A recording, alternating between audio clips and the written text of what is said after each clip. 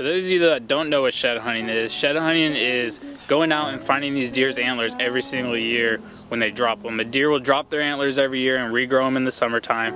So they tend to drop them, you know, February, March, or so. That's always a good time. It's starting to get warm out, so it's not bad to go out and walk around in the woods and stuff like that. So every year the deer will drop their antlers, and it's a really important part of scouting for deer season is going out and finding their antlers. It can tell you a lot about the deer's patterns, where they go, where they've been, and stuff like that. So shed hunting is definitely a good way to get outdoors with your friends and family, and just an awesome time to be in the woods.